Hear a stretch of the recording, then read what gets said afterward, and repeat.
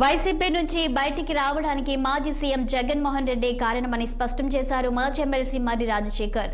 MLC పదవితో పాటు YCP ప్రాథమిక సభ్యత్వానికి రాజీనామా చేసినట్లు ఆయన ప్రకటించారు. 2 రోజుల క్రితం ఎమ్మెల్సీ పదవికి రాజీనామా చేసిన మర్రి రాజశేఖర్ తొలిసారిగా పల్నాడు జిల్లా చిలుకలూరిపేట మీడియా ముందుకు వచ్చారు.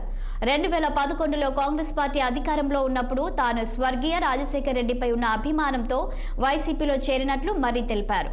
ఉమ్మడి గుంటూరు జిల్లా వైసీపీ చీఫ్ గా 17 నియోజకవర్గాల్లో పార్టీ బలోపేతానికి కృషి చేశానని గుర్తు చేశారు. పార్టీ అధినేత జగన్ వ్యవహార శైలి వల్ల పార్టీ వీడినట్లు చెప్పుకొచ్చారు. త్వరలోనే తాను టీడీపీలో చేరుతున్నట్లు పేర్కొన్నారు మర్రి రాజశేఖర్. హామీని నిలబెట్టుకునేటువంటి వాతావరణం కనపడలేదు. ఇంకా కూడా ఉండటం అనేది క్షేమం కాదు అనేటువంటి వాతావరణం నాలో వచ్చింది.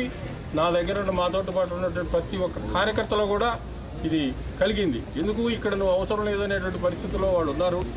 అవసరం లేని పరిస్థితుల్లో ఉన్నప్పుడు ఇంకా కూడా ఇక్కడ ఉండటం ఏ రకంగా కూడా మంచిది కాదు. ఇటు పరిస్థితుల్లో ఇక్కడి నుంచి రాజీనామా చేసి వెళ్ళిపోవాల్సింది అని చెప్పి అందరూ కూడా సూచనలు చేసిన మీదట నేను నిన్న శాసన మండలి సభ్యత్వానికి రాజీనామా చేయడం జరిగింది.